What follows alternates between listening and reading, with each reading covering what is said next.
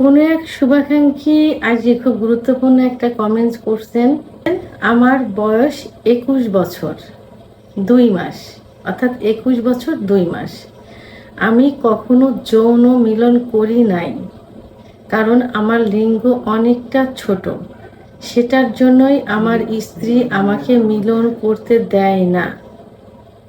এটার কোনো পদ্ধতি আছে কি?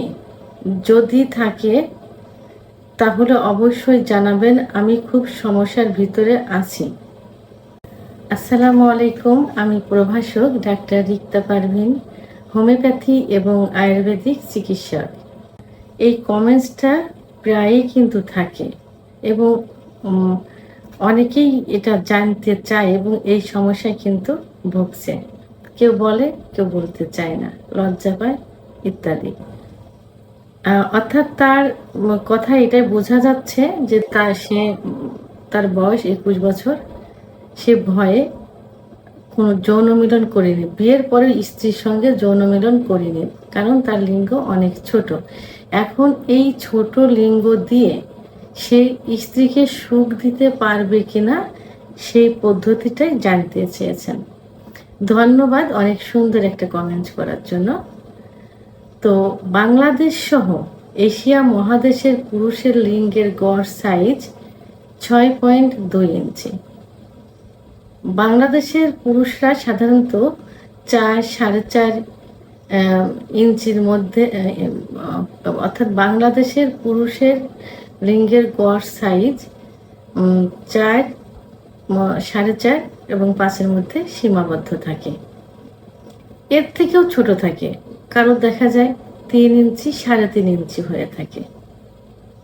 আবার কারো একেবারে ছোট থাকে, যেটা 2.5 ইঞ্চি, 2 ইঞ্চি। এটাকে মাইক্রো পেনিস বলে, অর্থাৎ ছোট পেনিস। তা এখন এই ছোট পেনিস দিয়েও কিন্তু স্ত্রীকে সুখ দেওয়া সম্ভব হয়। আমাদের প্রথমে জানতে হবে যে স্ত্রীদের যোনিপথের কোন জায়গা জি স্পট জায়গা থাকে, অর্থাৎ সুখের বিশেষ একটা জায়গা থাকে যেখানে স্পর্শ করলে মেয়েরা খুব দ্রুত সেক্স উত্তেজনায় উত্তেজিত হয় এবং সহজে বীর্যপাত হয়। এই জি স্পট জায়গাটা যারা একটু বেটে মেয়ে থাকে তাদের 1.5 থেকে 2 ইঞ্চির মধ্যে সীমাবদ্ধ থাকে। যোনির মুখ থেকে ভিতরে 1.5 থেকে 2 ইঞ্চি। আর যারা লম্বা থাকে তাদের 2 থেকে 2.5 ইঞ্চির মধ্যে সীমাবদ্ধ থাকে যোনির মুখ থেকে। এবং এর অবস্থানটা কোথায় থাকে?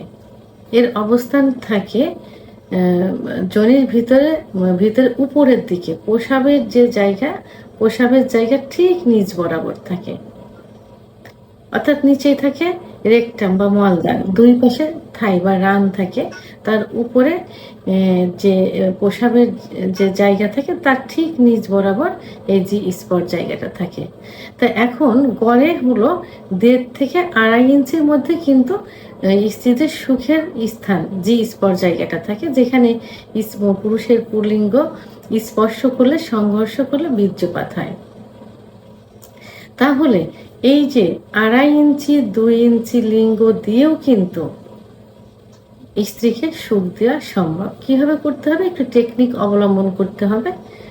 যখন সহবাস করবেন এই মাইক্রোপেনিসের পুরুষ, তখন তার লিঙ্গটা নিচের দিকে ধাবিত না করে, অর্থাৎ রেকটামের দিকে ধাবিত না করে উপরের দিকে, অর্থাৎ প্রসাবের নালীর উপরের দিকে, অর্থাৎ যোনির ভিতরে উপরের দিকে ওয়ালে ধাবিত করতে হবে, অর্থাৎ সেখানে ঘর্ষণ করতে হবে। তাহলে 1.5 ইঞ্চি 2 ইঞ্চি 2 ইঞ্চি 2.5 ইঞ্চি লিঙ্গ দিয়েও কিন্তু স্ত্রীকে সুখ দেওয়া যাবে। উপরের দিকে ধাবিত করে কয়েকবার ঘর্ষণ দিতে হবে এবং স্ত্রীকে পর্যাপ্ত আদর করতে, অর্থাৎ ফোরপ্লে করতে হবে।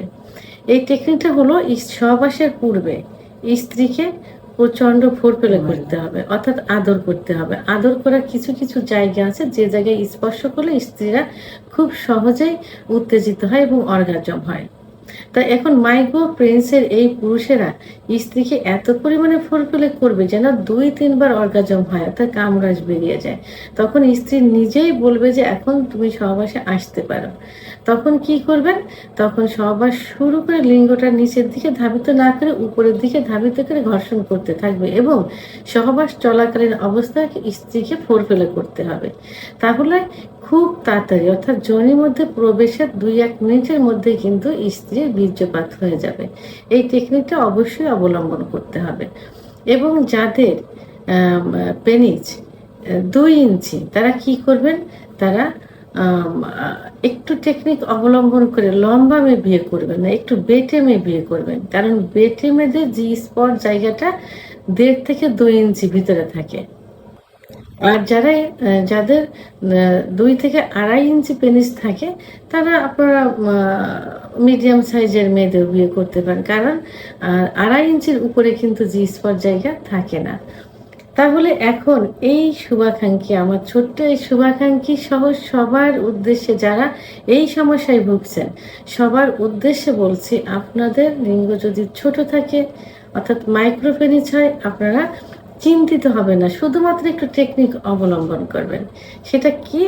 স্ত্রীকে পর্যাপ্ত ফোরপ্লে করে উত্তেজিত করে সহবাসে লিপ্ত হবেন, লিঙ্গকে নিচের দিকে ধাবিত না করে উপরের দিকে ধাবিত করে, এবং সেখানে ঘর্ষণ করবেন।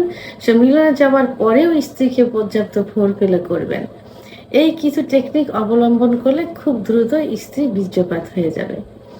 ভিডিওটি সম্পর্কে যদি কোনো মতামত থেকে থাকে অবশ্যই কমেন্টসের মাধ্যমে জানাবেন। আর ভিডিওটি ভালো লাগলে লাইক, কমেন্ট, সাবস্ক্রাইব করে আমার সঙ্গে থাকবেন। আল্লাহ হাফেজ।